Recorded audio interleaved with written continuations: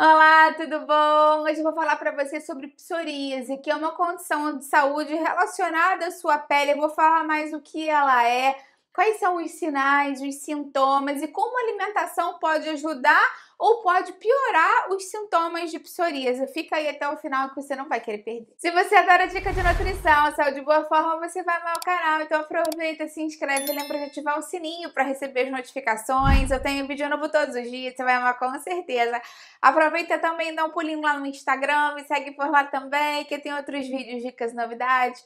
E é o mesmo nome aqui do canal, @nutricionista Patrícia Leite também. Se você gosta desses vídeos falando mais sobre pele, falando mais sobre questões de saúde relacionadas à pele, dá a sua curtida que eu venho aqui e faço mais vídeos assim pra você.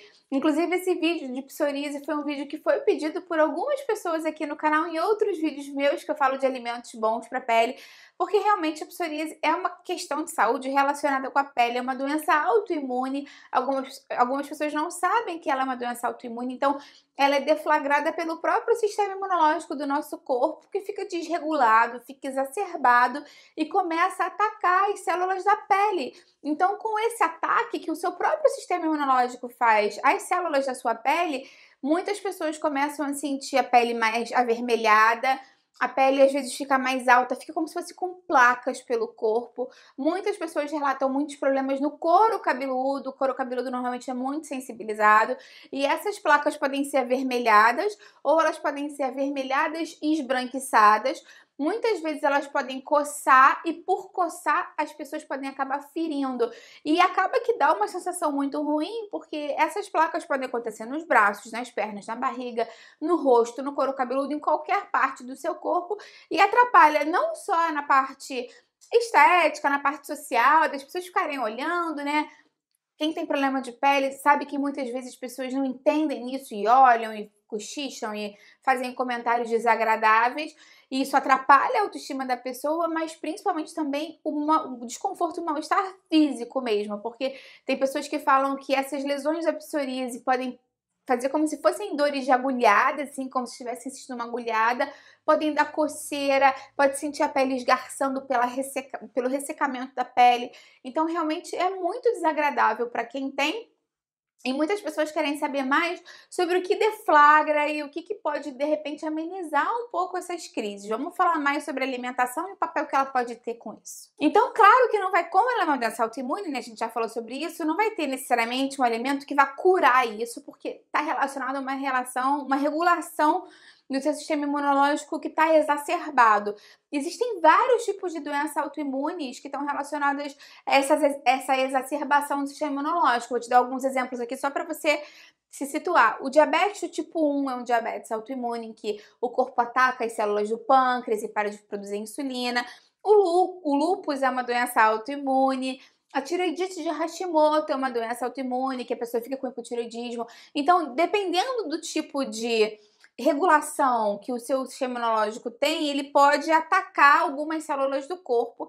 Então, como isso é uma questão imunológica, não dá pra gente falar aqui que vai ter um alimento que vai curar essa questão de saúde, a psoríase, de uma forma concreta. Coma isso que você não vai ter mais crise. Isso não vai existir de fato, mas a gente já sabe que existem alimentos que são mais pró-inflamatórios, que podem piorar essa inflamação e piorar os sintomas. Então, o ideal mesmo é que você pelo menos evite consumir e foque em alimentos anti-inflamatórios. E eu vou te dar umas outras dicas depois, inclusive de suplementação e remédios caseiros que você pode tentar colocar em prática no dia a dia. Então, o que você deve evitar consumir no seu dia a dia? Pensa em alimentos inflamatórios e pense em evitar o máximo possível. O álcool é um grande vilão para a pele, para inflamação, para ressecamento da pele. Então, ele é uma droga lícita, mas é uma droga. Então, o ideal mesmo que você evite consumir bebida alcoólica no seu dia a dia. Agora, com relação a alimentos mesmo que você deve evitar, evite os alimentos inflamatórios, como eu falei. Então, o açúcar branco a gente já sabe que é muito inflamatório. Os carboidratos simples de alto índice glicêmico, isso porque eles estimulam muito a secreção de insulina, que é pró-inflamatória em altas doses no nosso corpo. Então, reduzir o máximo possível de açúcar branco e carboidratos de alto índice glicêmico, pão branco, macarrão branco, arroz branco, sonho de padaria, bolo de padaria, tudo isso que é industrializado com muito carboidrato é importante. Cuidado também com as fontes de gordura, porque existem gorduras pró-inflamatórias que estão presentes muito naturalmente na alimentação ocidental, na alimentação que as pessoas consomem no dia a dia. Então, aqueles óleos para cozinhar, óleo de soja, óleo de canola, eu tenho um vídeo aqui falando dos melhores óleos para cozinhar e de quais são os menos inflamatórios, eu vou deixar aqui embaixo na descrição para você. Mas cuidado com essas gorduras e cuidado principalmente com as gorduras trans, aquelas gorduras trans saturadas, que normalmente a gente encontra em produtos industrializados, muito ricos em gordura. Então pode ser que esse produto seja um salgadinho de pacotinho, pode ser que seja uma batata frita de pacotinho, mas também pode ser que seja um produto doce, não é só comida salgada. Então aqueles recheios de pão, recheio de doce, de bolo, é como se fosse um chantilly, mas que é um creme, aquilo ali normalmente é muito lotado de gordura trans, sorvete de massa. Então, sempre que tiver gordura trans no rótulo, evita, porque isso é altamente pró-inflamatório e vai piorar, vai exacerbar mais a sua inflamação também. E existem também 2 alimentos para você prestar atenção se no seu caso vai ter diferença ou não, porque para algumas pessoas faz diferença retirar da alimentação, mas para outras não faz. O glúten é uma questão para muitas pessoas que têm psoríase, muitas pessoas também têm algum tipo de intolerância ao glúten, ou sensibilidade ao glúten não celíaca.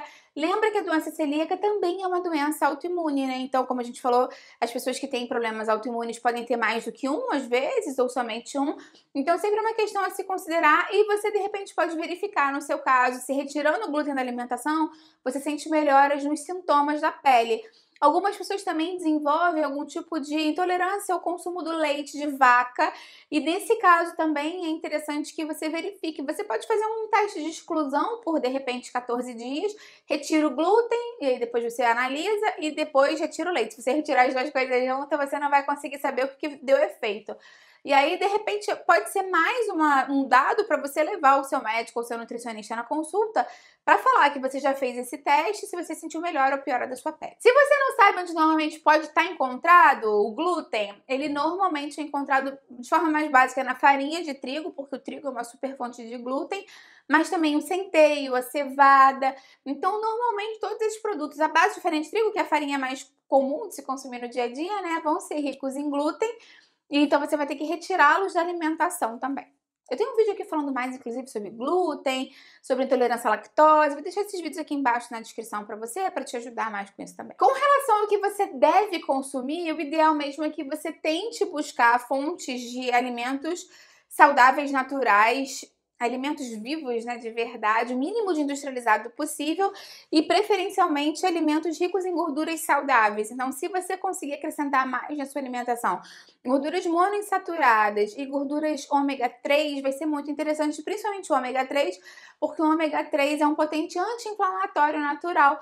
Então, se você conseguir acrescentar chia ou linhaça, que são precursoras de ômega 3, peixes gordos de águas profundas, salmão, sardinha, atum, de uma forma mais regular no seu dia a dia, você pode ter uma melhora. Mas também tem que ter um cuidado, porque não adianta você consumir fontes de ômega 3, ou até mesmo suplementar ômega 3, se você continua consumindo muita gordura pró-inflamatória, aquela gordura vegetal que eu falei antes pra você, óleo de soja, óleo de canola. Então, tem que dar uma equilibrada mesmo para essa proporção de ômega 3 ficar maior na sua alimentação. Lembra também que os legumes, as verduras, as frutas são muito ricos em vitaminas, em minerais, antioxidantes, em fibras. Eles são bons para o funcionamento do nosso corpo, bons para o sistema imunológico e são anti-inflamatórios na maior parte das vezes se você cozinhar da maneira correta. Então, abusa mesmo dos legumes, verduras e frutas. E tenta sempre variar a sua alimentação com a maior quantidade de alimentos frescos e in natura possível. Com relação à carne, lembra sempre de priorizar as carnes menos gordas, porque o excesso de gordura também é pró-inflamatório e pode prejudicar o quadro. Então, de repente, como eu já falei, os peixes, nesse caso os gordos são interessantes porque o tipo de gordura deles é diferente, mas o peito de frango é uma boa opção. Até tem um vídeo aqui falando dos diferentes tipos de cortes de frango, que não é só o peito que é interessante. Vou deixar aqui embaixo na descrição para você, mas qualquer tipo de carne, desde que seja mais magra, sem tanta gordura aparente, vai ser interessante nesse caso. E com relação aos carboidratos, não é que você deve evitar consumir, como eu falei, mas prioriza os de baixo índice glicêmico sempre. Então, Os grãos integrais sempre que possível, arroz integral, um macarrão integral, se você fizer uso de macarrão, pode até mesmo ser um macarrão sem glúten integral. Você pode utilizar lentilha, grão de bico, feijões, porque eles têm um índice glicêmico bem mais baixo. Então, acrescentar diferentes tipos de feijões, leguminosas e cereais de baixo índice glicêmico também são uma boa forma de complementar a sua alimentação do dia a dia. Com relação a coisas que você pode tentar fazer para minimizar os impactos da psoríase, alguns estudos já verificaram que a exposição solar pode ser benéfica para quem sofre com psoríase. Claro que desde que você não esteja com uma ferida aberta na pele e que você não se queime durante essa exposição solar. Então, de 5 a 10 minutos de sol pode ser interessante porque ele pode, inclusive, regenerar a sua pele, melhorar a sinalização inflamatória ali e melhorar até mesmo os sintomas. Claro que também não é para falar, Patrícia, é para pegar sol, então você pegar aquele sol de meio-dia e ficar 1h30 ali. A ideia não é essa, a ideia mesmo é que você busque um sol mais agradável, né, mais confortável, como eu falei, de 5 a 10 minutos para ter o efeito terapêutico dele.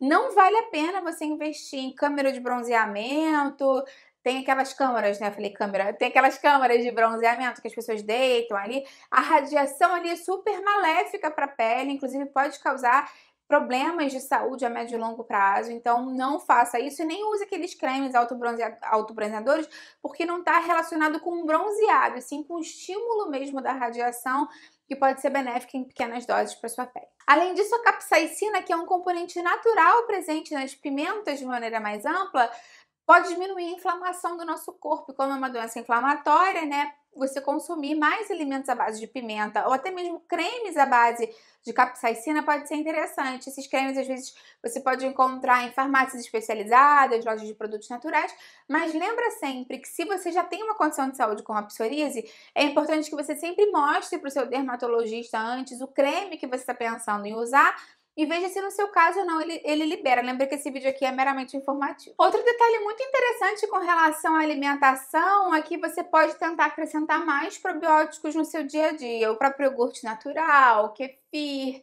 kombucha, kimchi. Eu tenho um vídeo aqui falando dos 7 melhores probióticos para você acrescentar no dia a dia. Você tanto pode utilizar eles na alimentação mesmo ou comprar suplementos com a orientação do seu nutricionista aí na sua cidade.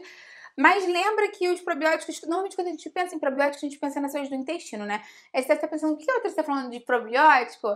Se a gente está falando de pele, mas o nosso intestino é um grande sinalizador de imunidade do nosso corpo. Muita da parte imunológica do nosso corpo é sinalizada através de estímulos e população de bactérias e leveduras benéficas do intestino. Então, melhorar essa população, melhorar a saúde intestinal, pode melhorar a sua imunidade, exacerbação dos sintomas também. Muitas pessoas relatam melhora quando começam a consumir mais probióticos, então pode ser uma boa opção também. Alguns estudos também verificaram o impacto positivo no consumo de cúrcuma na diminuição da exacerbação dos sintomas de quem tem psoríase. Então, consumir mais cúrcuma no dia a dia, sempre aliado ou a pimenta do reino ou um pouco de gordura para facilitar essa absorção, essa biodisponibilidade da curcumina, é interessante para diminuir a inflamação e possivelmente melhorar alguns sintomas também. É muito importante também manter a pele sempre muito hidratada, é muito importante você usar cremes específicos para psoríase e sempre tomar cuidado na hora do banho, né? Tentar evitar aqueles sabonetes com muito sabão. Pode até parecer engraçado falar isso. Como assim sabonete com muito sabão? Porque existem sabonetes sem sabão que não vão irritar tanto a pele. Existem sabonetes especiais que você pode fazer. Em alguns casos mais graves, os médicos recomendam realmente só fazer uma higiene das axilas, da parte íntima, e só jogar água mesmo no corpo, nos casos mais graves, para evitar lesionar e tirar mais nutrientes e hidratação dessa pele que já está mais ressecada. Mas também existem sabonetes específicos para passar nessas áreas lesionadas. E é importante também tomar cuidado na hora de secar a pele, fazer com batidinhas assim, se a pele tá machucada, tá coçando muito, só pressiona a toalha por cima sem esfregar, porque isso vai dar mais comichão, vai dar mais coceira. E de repente tentar investir em alguns remédios caseiros. E tem um remédio caseiro que algumas pessoas utilizam, que é quando você pega a aveia, os flocos de aveia, você hidrata ela com um pouco de água, vai formar como se fosse um gel da aveia, e as pessoas passam por cima dessas áreas que estão mais inchadinhas, coçando mais. Essa solução de aveia, né, esse creminho de aveia, não é indicado em casos de pele rachada, ferida, em que a pele não está íntegra, porque pode, enfim, infeccionar Mas se é só o caso de uma coceira da pele muito ressecada, descamando, talvez seja interessante, você também pode perguntar para o seu dermatologista, porque afinal de contas a veia é muito barata e se for uma opção viável no seu caso, pode ser uma boa também. Claro que em alguns casos específicos pode ser necessário alguma medicação, algum creme medicamentoso e sempre vai ter que ser usado com indicação do seu dermatologista. Lembra sempre disso. E tenta evitar também os gatilhos. Os gatilhos podem ser diferentes para diferentes pessoas, né? Claro, cada um tem a sua própria individualidade bioquímica, mas os gatilhos mais comuns são cortes, arranhões na pele, queimaduras, inclusive queimaduras solares, por isso que não pode abusar do sol. Podem estar relacionados ao excesso de consumo de bebida alcoólica, ao fumo, mas também a parte emocional. Muitas pessoas que têm psoríase relatam que durante um período de estresse, de, enfim, muita agitação, muita preocupação, fica muito mais exacerbado o sintoma. Na verdade, a grande maioria das doenças inflamatórias ficam exacerbadas durante o estresse, até mesmo por uma questão hormonal. Então, pode ser difícil, principalmente quando você está machucado, irritado, estressado, mas tenta controlar um pouco o estresse. Lembra que a respiração, a meditação podem te ajudar a voltar para o eixo. E se você estiver sofrendo muito com essa ansiedade relacionada à psoríase, procura um psicólogo para te ajudar na sua cidade, um psiquiatra, para verificar exatamente se tem mais alguma coisa que ele possa fazer. Me conta aqui embaixo se você sofre com psoríase, se você conhece alguém que sofre, se tem alguma dica que você consiga dar de alimentação ou de estilo de vida que já te ajudou. De repente você ajuda outra pessoa também com seu comentário aqui embaixo. Eu vou adorar ver seu comentário. Dá a curtida no vídeo, que isso me ajuda muito. E compartilha quem vai gostar, quem precisa. Vamos juntos ampliar essa corrente do bem, que é isso que eu quero aqui com o canal. Até a próxima. Tchau, tchau.